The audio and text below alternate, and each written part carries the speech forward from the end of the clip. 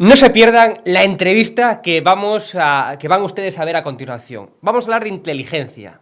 La que les falta al gobierno de Pedro Sánchez, bueno, pues vamos a hablar de inteligencia, me refiero a la inteligencia de verdad, es decir, a los servicios de inteligencia, porque desde luego están saliendo pues muchas informaciones acerca de ese atentado que ocurrió, de ese desgraciado atentado que ocurrió en Cataluña ya hace unos cuantos años y esa relación que tiene o que no tiene, ahora le preguntaremos a un experto en inteligencia, con el CNI. De hecho, estas noticias, esta información, pues la avivó, recordemos, ayer mismo el excomisario José Villarejo, quien dijo que el CNI tomó una muy mala decisión y que a raíz de eso pues fue cuando se perpetraron, cuando se posibilitaron que ocurrieran los atentados en el año 2017 en Cataluña. Vamos a hablar, insisto, de inteligencia con Fernando Cocho. Lo tenemos a nosotros en pantalla. Fernando, ¿cómo estás? Un placer una vez más. Hola, buenas tardes. ¿Qué tal? ¿Cómo estamos? El excomisario José Villarejo, Fernando, ha insinuado este martes que el atentado del 17 de agosto del año 2017 en Cataluña fue consecuencia de un error grave del exdirector del CNI, Félix Sanz Rodlán, que según su versión calculó mal las consecuencias por darle un pequeño susto a Cataluña. ¿Qué opinas de estas palabras del excomisario Villarejo? ¿Es un error del CNI? ¿No es un error del CNI? Luego profundizaremos en temas de informantes y demás. Pero dime esto, ¿ha sido un error del CNI o no? ¿Tú qué opinas? Bueno, hablar de lo que un delincuente confeso dice sobre instancias o estructuras del Estado, como servidor público que soy, puesto que soy funcionario, me parece de todo punto inadecuado. El señor Villarejo busca, ignoro la información que tiene, pero no creo que tenga información sobre el tema, porque significaría que los aparatos del Estado, el sistema democrático de la inteligencia española, que es de las mejores, a pesar de estar muy mal dotada y mal dotada, se permite el lujo de atentar contra su propio territorio.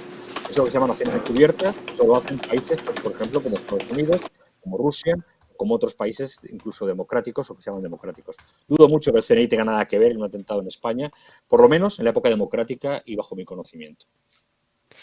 Fernando, ¿qué tan fácil es ser informante o colaborador del CNI? Lo que se decía es que, bueno, pues los que perpetraron este atentado, el imán este de Ripoll, pues que era informante colaborador del CNI.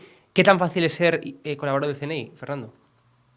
Desconozco el procedimiento que tiene el CNI y de conocerlo no se puede hablar de él, puesto que está bajo secretos oficiales por la ley del año 2001. Por tanto, desconozco esas informaciones deberían preguntárselo al director de Seguridad Nacional, o deberían preguntárselo al CNI o a su departamento de prensa, no a una lista humilde como yo.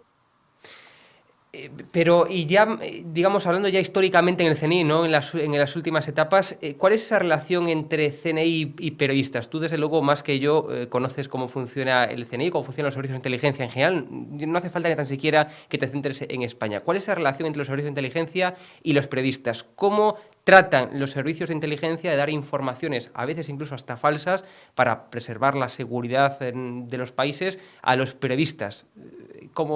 ¿Qué sabes de esto?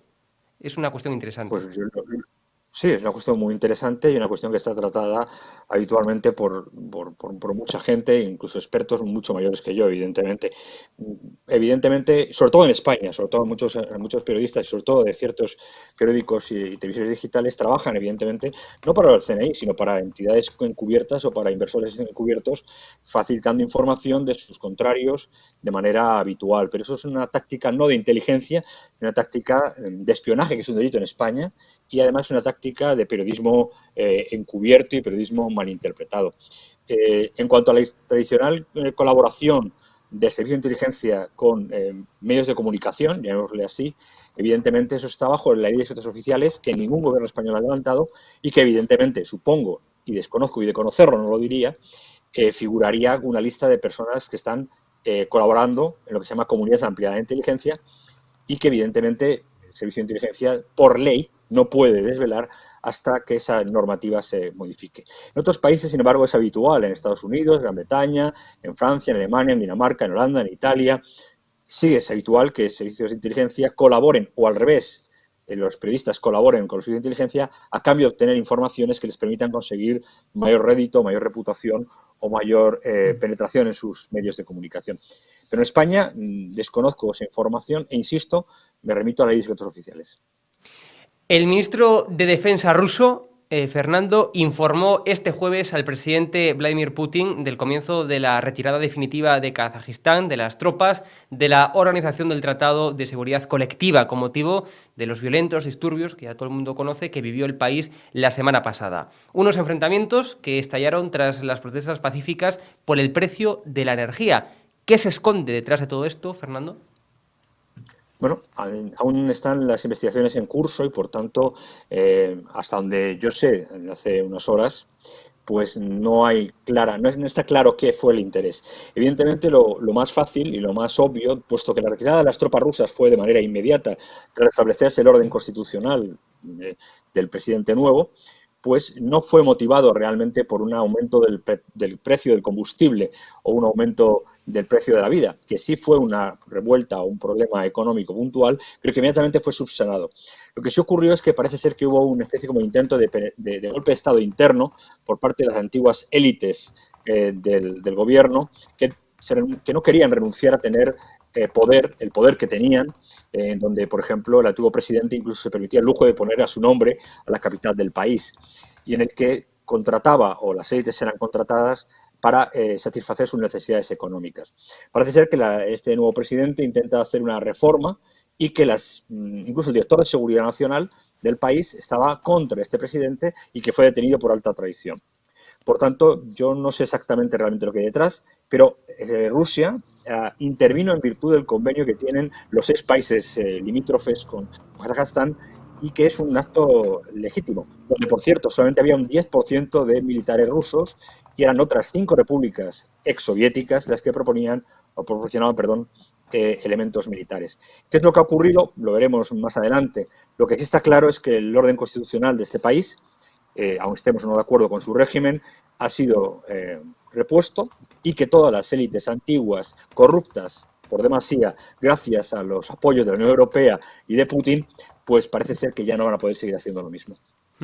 Fernando, y ya para finalizar, como colofón, nuestra inteligencia, nuestra seguridad nacional es un ejemplo a seguir, es un ejemplo a exportar al resto del mundo, o realmente la inteligencia, y el preservar la seguridad nacional aquí en España tiene errores o tiene, bueno, pues algún tipo de cuestión que tú creas que se debe mejorar. Cuéntanos. Sí, lo primero que debe mejorarse es el conocimiento por parte de la población civil y la sociedad en general y los medios de comunicación de lo que es inteligencia y de lo que no es inteligencia.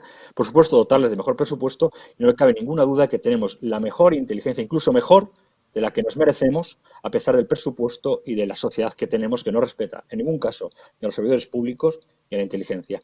Lo que sí faltaría sería presupuesto, lo que sí faltaría sería mejoras técnicas, y lo que sí faltaría es menos política y más técnica a la hora de hablar de inteligencia. Pero bueno, estamos en España y solo vende el sensacionalismo, y solo vende pues informaciones falsificadas, informaciones falseadas. La inteligencia española, a pesar de su mal presupuesto, publicado en el BOE, es de las mejores de Europa y está considerada entre las 10 mejores inteligencias del mundo, a pesar de ser de las menos financiadas, de las peores financiadas a nivel internacional. Pero bueno, esto es España. Esto es España. Bueno, me gustaría también volver a recordar, en la anterior entrevista que te hice, Fernando, recuerdo que te pregunté por el Mossad y si era tan bueno como decían o es que tenía realmente mucha propaganda, ¿no? Y tú me comentaste, recuerdo, que el CNI es muy bueno, incluso es mejor que el Mossad, pero claro, el Mossad tiene mucha más financiación que el En algunas CNI. cosas, Coméntanos esto. en, en algunas cosas es mejor y en otras cosas no, evidentemente. En lo que tiene que ver con Oriente Medio y con lo que tiene que ver con países limítrofes con Israel, no tanto el Mossad, sino Sisbet, que es el Servicio de Inteligencia Interior, y el antiguo heredero del Tasal, pues evidentemente tiene mejores financiaciones, mejores acciones. Lo bueno es que la legislación, la normativa en Israel permite hacer cosas, o permite amparar a sus servicios de inteligencia civiles y militares o policiales, cosas que en otros países no se puede permitir. Pero España, insisto, tiene un servicio de inteligencia muy bueno, con profesionales, funcionarios muy bien dotados intelectualmente, muy capaces, y que evidentemente pues no son conocidos por el público en general, y evidentemente no por la comunidad social, o por la comunidad, en este caso, política.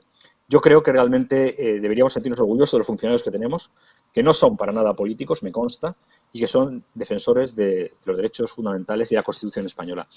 Cualquier otro tipo de información Me remito a la página web del CNI, por supuesto, Ujú. que les facilitará la información pertinente. Evidentemente, si tuviera más dinero, si el CNI tuviera más dinero, podría hacer más cosas. Si la legislación fuera un poquito menos ñoña y más proactiva a la seguridad nacional, pues seguramente la sociedad estaría mejor protegida y tendría menos problemas. Pero eso es un tema que ya depende también no de los funcionarios, sino de los políticos, Claro. de la administración y de otra gente. En cualquier caso, yo sí quiero decir que el CNI es un servicio democrático, de instauración democrática, de valores democráticos, y que a día de hoy, diga lo que diga el señor Villarejo, o diga lo que diga quien diga para conseguir titulares, es un servicio absolutamente pulcro con el uso de la legislación y la normativa vigente. Bueno, pues con ese dato nos quedamos. Fernando Cocho, muchas gracias una vez más por estar aquí con nosotros, por desvelarnos muchas cuestiones, bueno, pues que atañen al secreto, al secretismo y que son datos muy interesantes. Al Muchas morbo, gracias. al morbo, al morbo. Muchas Al morbo, gracias. mejor, esa es la palabra, efectivamente. Un Me fuerte llaman a la abrazo, información, Fernando. mejor información y menos morbo. Gracias.